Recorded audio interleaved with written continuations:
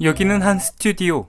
모리와 요코가 베이킹 프로그램을 녹화하고 있습니다. 촬영이 끝이 나고 밥을 먹으려 하는데 코나는 베르무트의 사건 이후 누군가 휴대전화를 만지는 모습만 보면 전날 베르무트의 모습이 겹쳐 보인다며 경기를 일으키죠. 베르무트가 휴대폰으로 누른 멜로디가 7살 꼬마라는 것까지 알아낸 코난. 하이바라는 그 이상은 절대 열어선 안 되는 판도라의 상자라며 더 이상 캐내지 말라고 당부하는데요. 이때 요코가 모리에게 상담을 받고 싶어하는 사람이 있다며 아나운서 미즈나시 레나를 소개시켜줍니다. 미즈나시 레나는 현재 전문 용어로 벨티를 당하고 있다고 하는데요. 여기서 벨티란 벨을 누르고 도망치는 장난을 말합니다. 항상 토요일 새벽에 장난을 쳐서 문 앞에서 벼르고 있다가 벨을 누르자마자 문을 열었는데 그곳엔 아무도 없었다고 하죠. 그 이후 문을 여는 것조차 무서워졌다고 합니다. 요코는 모리에게 그 집에 가서 한번 조사해 줄 수 있냐 부탁하는데 모리가 알았다 하자 자신은 스케줄이 있어서 같이 가진 못할 것 같다며 뒤늦게 말하죠. 양아치인가? 그렇게 미즈나시 레나의 집에 가게 된 모리와 코난. 문 주변에 숨을 곳이 없다는 걸 확인한 모리는 실험삼아 벨을 눌러보는데 문 여는 반응 속도가 어마어마합니다. 벨티범 때문에 숙달된 실력이겠죠. 이 반응 속도와 숨을 곳이 없는 걸 확인한 모리는 집 안으로 들어가고 코나는 초인종이 울렸을 때 현관에서 나는 소리를 듣겠다며 도청기를 설치합니다. 초인종 장난질은 2달 전부터 시작됐고 토요일 새벽 6시 30분에 울린다 하죠. 주말 새벽에 벨티라는 걸 봐선 범인은 상당히 악질임이 분명합니다. 여튼 2달 동안 단 한 번 빼고는 늘 토요일마다 벨이 울렸고 한 번은 약통이 놓여져 있어 아는 의사한테 물어봤더니 수면제였다고 합니다. 모리는 이 얘기들을 종합해봤을 때 스토커일 거라 확신하고 마침 내일이 토요일인지라 오늘 이곳에서 재워달라 부탁을 하죠. 그날 밤 미즈나시 레나는 내일 버릴 재활용 쓰레기를 복도에 내놓는데 코나는 이 모습을 보고 매일 그렇게 분리수거할 쓰레기를 밖에 두냐 묻죠. 그렇다고 답하는 레나의 말에 코나는 그 미소를 시전합니다. 그러며 말하죠. 만약 내일 범인을 잡아도 너무 심하게 나무라지는 말아달라 말이죠. 다음날 아침 레나가 말한 대로 6시 30분이 되자 벨이 울리고 그 소리에 재빨리 뛰어나가 문을 여는 모리. 하지만 그녀가 말한 대로 아무도 보이지 않습니다. 당황하는 모리와 란.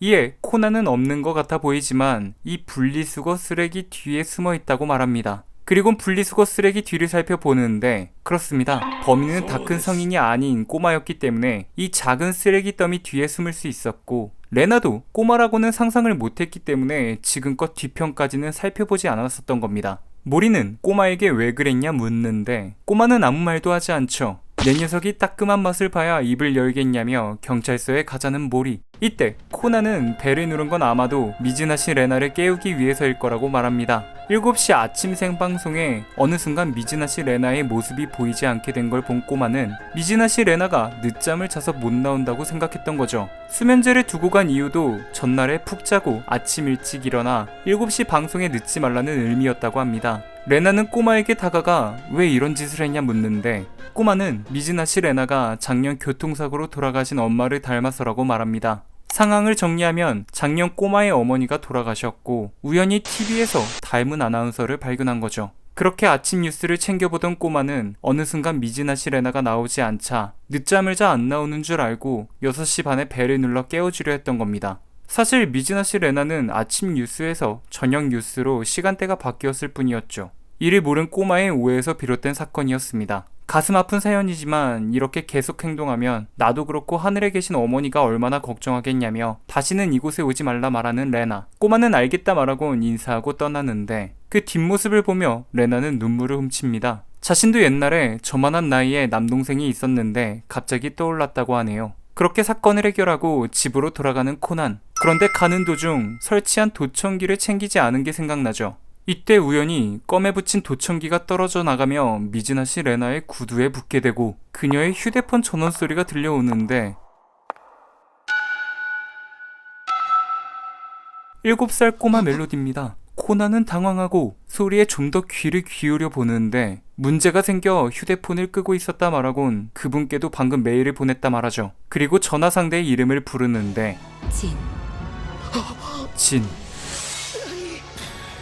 이를 들은 코나는 미즈나시 레나가 검은 조직과 연관되어 있음을 확신하고 박사님께 전화를 걸어 자신을 태우러 오라 말하죠. 그렇게 아가사 박사님이 코난을 픽업하고 코난은 발신기를 따라 추적합니다. 박사님은 우연히 검은 조직의 꼬리를 잡은 게 운이 좋았다고 말하는데 코난은 오히려 정반대의 상황이라 말하죠. 혹시나 도청기가 발견되면 역으로 자신들이 위험해질 수 있는 최악의 상황이라는 겁니다. 그들이 도청기를 발견하기 전에 회수해야 하는 거죠. 발신기의 이동이 느려지고 엔진 소리가 울리는 걸 듣곤 그녀가 지하주차장에 들어간 걸 눈치채는 코난. 이때 진의 목소리가 들려오는데 약속 시간은 10시일 텐데. 약속 시간에 늦은 이유에 대해 설명하라는 진. 키르는 자신을 미행한 듯한 차가 있어 마니를 위해 따돌리고 약속 장소가 아닌 곳을 도느라 늦었다 말았는데 코난은 이 말에 움찔하지만 자신들의 차는 600m나 되는 간격을 두고 발신기로만 추적을 하고 있는 거라 자신들일 리가 없다 생각하죠. 키르는 단지 자신의 신경 과민이었다 말하며 약속 시간에 늦은 건 미안하지만 참은 틈으로 겨누고 있는 총 좀 치워달라 부탁합니다. 진은 어차피 500m 이내에는 자신들의 감시망이 쫙 깔려 있어 수상한 차가 접근하면 다 알 수 있다 말하고 이 말을 들은 코난은 아가사 박사님께 천천히 차를 갓길을 세우고 모자를 쓰고 밖으로 나가 차를 살펴보는 척하라 말하죠. 비도 오는데 불쌍한 아가사 박사님.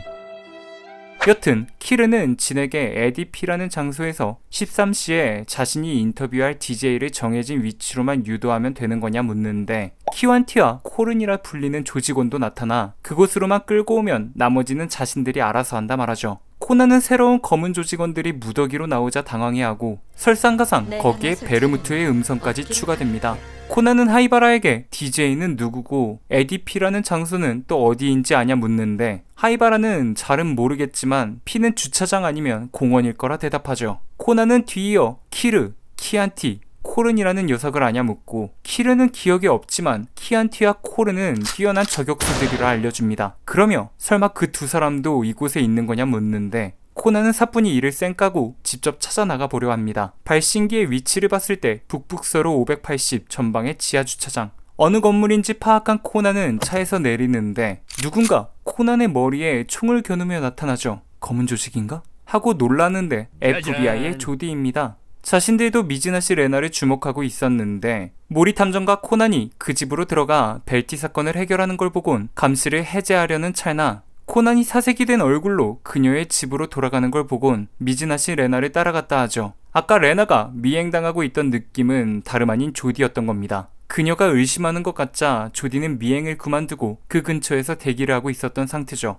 여튼 조디는 오늘 미즈나시 레나가 3명의 인물을 인터뷰하기로 되어 있고 그 3명 중 누군가와 거래를 하지 않을까 예상된다 하자 코난은 그게 아니라며 그 3명 중 누군가를 저격해 죽일 계획을 세우고 있다 말해주고 오늘 인터뷰할 3사람이 누군지 알려달라 말하죠. 조디는 잠시 고민을 하더니 레나가 인터뷰할 3인은 이번 중요한 선거에 처음 출마하는 후보들이라고 말합니다. 하지만 3명 중 누구를 노리는지 모르기에 답답해하던 중 코난은 그 3명 중 누가 검은 조직의 표적인지 알아내죠. 3명 중 도몬 야스테로라는 인물이 있는데 전직 군인 출신에 남들보다 정의감이 강하고 TV나 신문에서 폭력이나 범죄에 대한 과격한 발언도 서슴지 않아 높은 지지율을 얻고 있는 후보죠. 그 때문에 그 바닥에 원한을 사 킬러까지 동원됐었지만 보란듯이 물리친 터프가이라고 합니다. 코난과 조디는 그의 사무실에 전화를 해 그의 1시 일정에 대해 물어보는데 그의 사무실에선 원래 있던 일정을 취소하고 갑자기 다른 사람과 약속을 잡혀 나갔다고 합니다. 조디는 도몬의 목숨이 위험하니 당장 그 약속을 취소하라 말하지만 사무실에선 그런 전화는 자주 걸려온다며 보디가드들도 있고 걱정하지 말라 말하곤 바쁘다 전화를 끊어버리죠. 결국은 에디피라는 저격 장소를 찾아내야 되는 상황.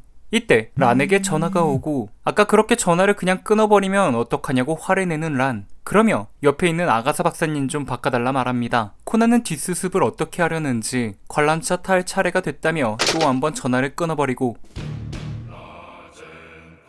이 모습을 본 조디는 꼭 이중인격 같다 말하는데 이 말을 들은 코난은 에디피라는 장소가 어디인지 알아냅니다. 바로 하이드 공원이었죠. 스티븐슨의 소설 지킬 앤 하이드에서 나오는 하이드의 퍼스트 네임인 에드워드 하이드, 즉 에디피는 하이드 파크인 겁니다. 그리고 도청을 했을 때 검은 조직이 사냥하기 안성맞춤이라는 말을 많이 했었는데 본고장 런던에 있는 하이드 파크는 16세기경까지 사슴이나 멧돼지 등이 서식하고 있어 귀족들의 사냥터로 쓰였다고 합니다. 이 두 가지 근거로 추리해봤을 때 분명히 저격 장소는 하이드 파크일 거라 확신하죠.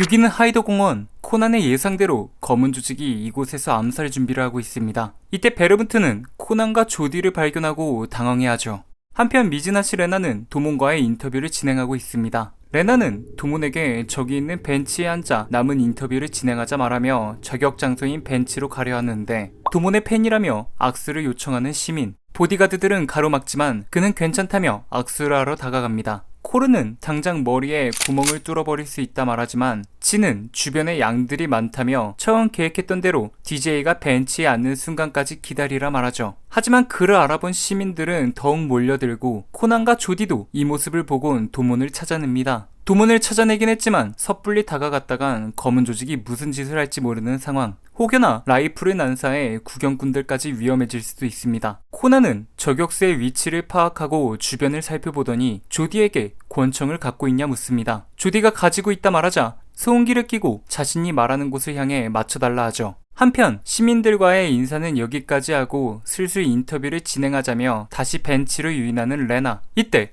조디는 코난이 말한 스프링쿨러를 향해 권총을 쏩니다. 주변에 물줄기가 떨어지고 사람들은 우산을 펼치기 시작하는데 도몬의 저격 시야가 방해받게 되죠. 코르는 DJ는 남색 우산을 쓰고 있다며 쏴도 되냐 진에게 묻지만 진은 우산 너머로 저격하게 되면 확률이 떨어지니 대기하라 합니다. 워커는 여기 비가 안 내리는데 뭐지 하며 창문을 내려 손을 내미는데 그곳에도 비가 쏟아지기 시작하죠. 코난의 입장에선 행운의 비라 할 수 있겠습니다. 결국 진은 키안티와 콜은 키르에게 철수하라 명령하고 1시간 뒤 지정 장소에서 두 번째 암살 플랜을 진행하자 합니다. 도모는 비가 내리니 공원 정자에서 인터뷰를 마저 하자 하고 키르도 알겠다 대답하고 가려 하는데 시민들도 구경을 하러 가겠다며 우르르 따라 나서죠. 이때 인파에게 밀려 레나의 구두가 벗겨지고 이 틈을 놓치지 않고 코나는 구두에 있는 도청기를 떼기 위해 다가갑니다. 벗겨진 구두를 잡는 순간 동시에 레나도 그 구두를 잡고 그 둘은 마주치게 됩니다.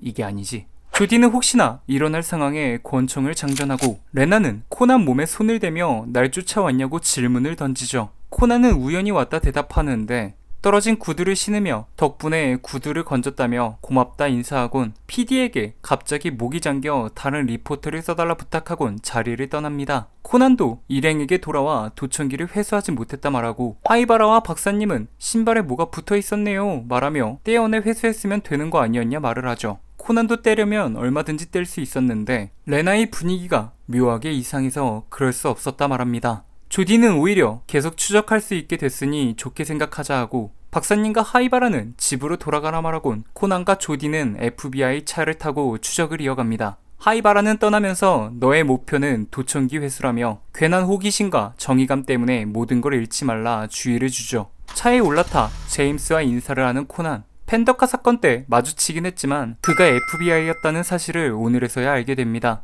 여튼 그는 코난의 기지로 저격을 막은 이야기를 듣곤 FBI에 스카우트하고 싶을 정도의 실력이라 칭찬하면서 왜 도몬을 노리는지에 대해 생각해보는데 조디는 그는 영향력 있고 카리스마와 정의감으로 똘똘 뭉친 인물이라 미래 수상 후보라는 소문까지 도니 검은 조직에게 있어 좋은 소식이 아니라 말하죠. 그래서 싹이 트기 전에 뽑아버리려는 게 아닐까 추측을 합니다. 때마침 지금 죽여버린다면 저번에 암살을 하기 위해 킬러를 고용한 혐의를 받고 있는 키리코의 소행으로 여겨질 거기 때문에 조로의 기회라는 거죠. 이때 도청기에서 다시 소리가 들려오고 다음 암살 장소와 시간에 대해 의논하는 걸 듣게 됩니다. 이번엔 16시경 DJ가 차로 다리 위를 통과할 때 배인 B라는 지점에서 암살을 하겠다고 합니다. 베르무트가 오토바이로 도몬의 차 앞에서 넘어지면 정의감에 불타는 도몬은 반드시 차 안에서 나올 거라 판단. 그가 보디가드를 데리고 나오면 키안티와 코르는 보디가드들을 저격한 후 혼자 남은 도모는 뒤쫓아온 키르가 마무리하겠다는 작전입니다.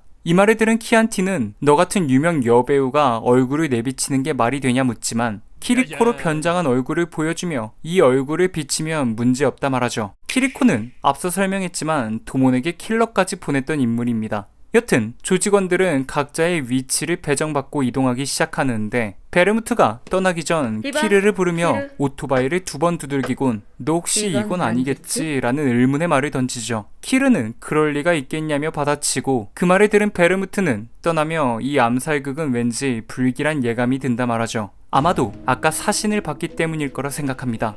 한편 코난과 FBI는 차 안에서 배인 B에 대한 고민을 하는데 제임스가 빨리 이 암호를 풀어야 형세의 방향을 바꿀 수 있을 텐데 라는 말을 던집니다. 이 말을 들은 코난은 베인이 아닌 베인으로 풍양계나 풍차의 날개를 가리키는 의미도 있지만 화살의 화살깃을 의미하는 뜻으로 이 부근에 화살깃을 암시하는 지명은 토리아가 밖에 없다 하죠. 즉 베인 B는 토리아 대교라는 것을 알아냅니다. 빠른 시간에 파악했기 때문에 드디어 검은 조직을 앞지를 수 있는 작전을 짜게 되는데, 한편 각자의 위치에서 암살 준비를 하고 있는 검은 조직, 이때 오토바이를 타고 가고 있는 키르의 옆에 FBI의 차량이 붙어 그녀를 먼저 체포하려 하죠. 하지만 키르는 뛰어난 오토바이 솜씨를 보여주며 도주하려 합니다. 그런데 하필 도로 위로 한 아이가 축구공을 주우려 뛰어들고 이를 본 차량이 급브레이크를 하는 바람에 키르가 사고를 당하고 말죠. FBI는 급하게 차에서 내려 그녀의 상태를 살펴보는데 다행히 아직 숨은 붙어 있어 서둘러 병원으로 옮깁니다. 그런데 조디는 코난의 추리대로라면 이 오토바이에 타고 있던 사람은 베르무트였어야 하는 건데 어찌 된 거냐 묻고,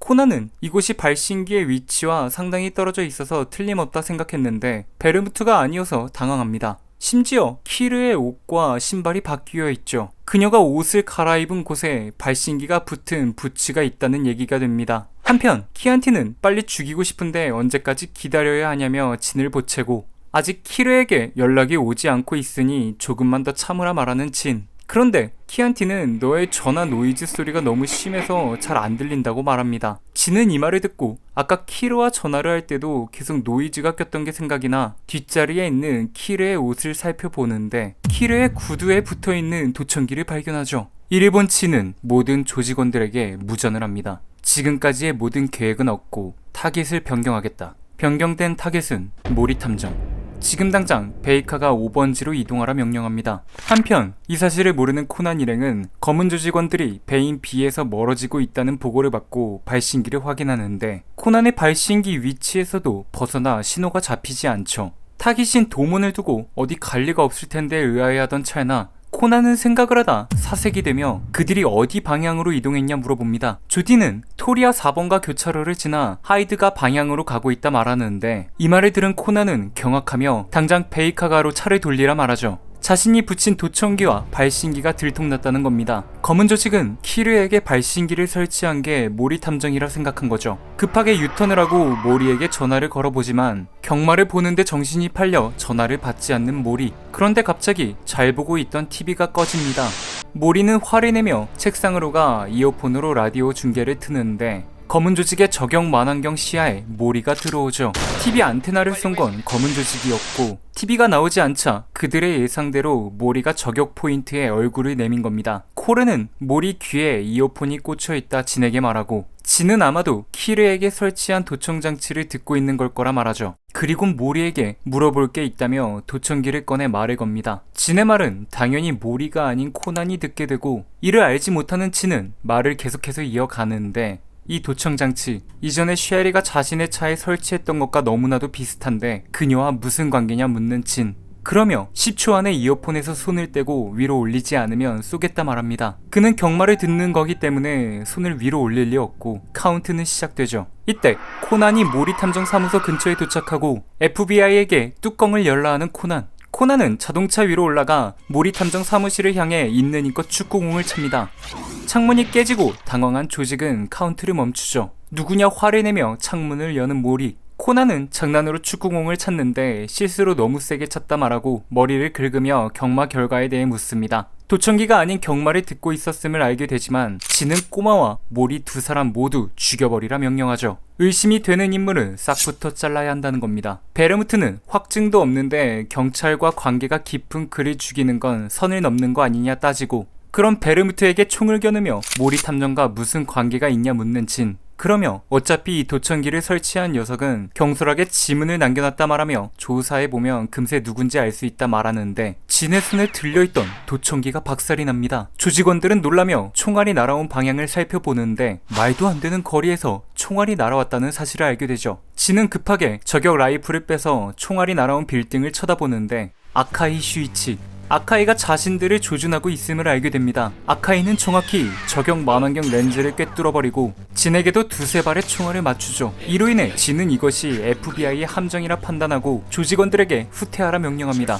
FBI는 그들을 추격하지만 끝내 그들을 놓쳐버리고 차 안에서 모리 코고로와 FBI가 한통속이냐고 묻는 워커. 그런 워커의 말에 베르무트는 모리는 그저 단순한 미끼일 뿐이라고 변호합니다. 모리가 그들의 동료였다면 이런 위험을 무릅쓰게 하지 않았을 거라는 거죠. 친은 아직 모리를 100% 용의선상에서 제외할 순 없지만 내 놈이 아끼는 놈인 것 같기도 하고 일단은 넘어가 주겠다 말하고 우선은 FBI에게 넘어간 키르를 찾는 게 급선무라 말하는데 여기는 하이도 중앙병원. 아카이와 조디가 대화를 나누고 있습니다. 키르를 포함해 2-3명만 더 잡았으면 좋았을 거라 말하는 조디. 그 말에 아카이는 그들의 발을 쌓아 발목을 잡을 수도 있었지만 그렇게 되면 총격전이 벌어져 일반인이 다칠 수 있다고 판단해 그만뒀다 하죠. 이어 아직 놈들과의 끈은 완전히 끊어진 게 아니라며 병실 문을 여는데 오토바이 사고로 의식을 잃은 키르가 누워 있습니다. 그녀가 이 병원에 입원한 건 비밀로 했지만 인기 아나운서가 갑자기 사라지게 되면 방송국에서 가만히 있지 않을 거라 걱정하는 아카이. 그런 아카이에게 그런 거 걱정하지 말라며 코난을 쳐다보는데 코난이 키르로 음성 변조를 해 직장을 그만둔다 말하고 있습니다.